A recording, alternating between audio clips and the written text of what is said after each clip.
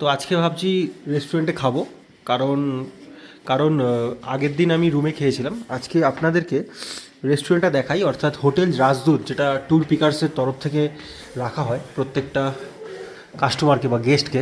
সেই হোটেল রাজদূতের আপনি রেস্টুরেন্টটা দেখে নিন কেন খুব সুন্দর।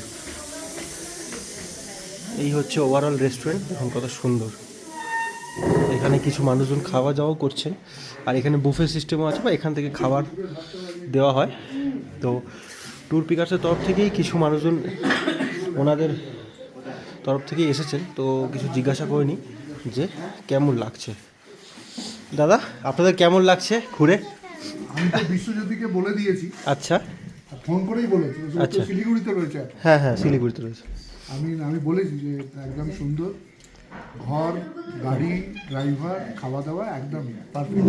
ঘরটা একদম সত্যিই সুন্দর, মানে ভিউটা আপনাদের সাংঘাতিক ভালো, হ্যাঁ, ভিউটা সাংঘাতিক ভালো।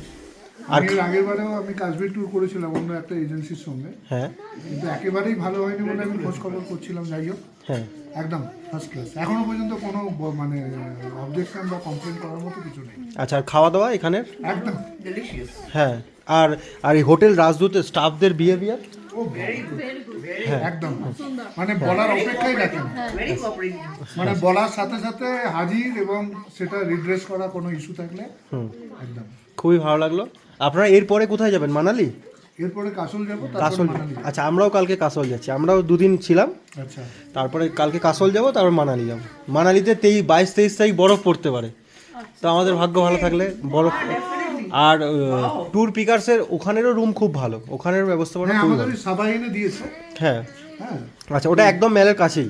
হ্যাঁ, আমি বলেছিলাম আমার প্রাইমারি এটাই ছিল যে অপশন ছিল যে মেলের কাছে দিলে যদি বরফ পড়ে যায় তাহলে আমরা এনজয়টা মেলের ওপরে করতে পারবো। একদম একদম। হ্যাঁ, ঠিক আছে, আপনাদেরও তাহলে ভালো লেগেছে?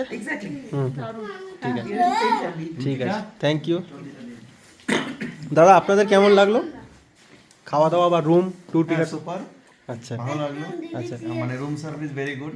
মানে যখনই বলা হয় is coming for the any হ্যাঁ, সার্ভিস হ্যাঁ, anything. This is our first day. আচ্ছা, tomorrow will be stay here. Hmm. Next day we will go to Manali.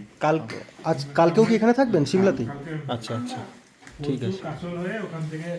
আচ্ছা আচ্ছা আচ্ছা, খুব ভালো, thank you thank you thank you.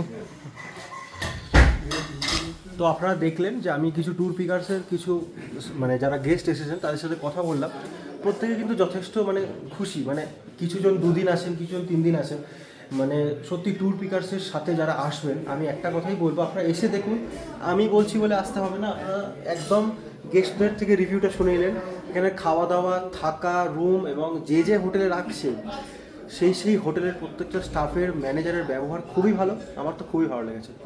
তো চলুন, এবার আমরা আজকে ডিসাইড করলাম এখানেই খাওয়া দাওয়া করবো। এবার আমার ভাই কি বলে দেখি, যদি ও রুমে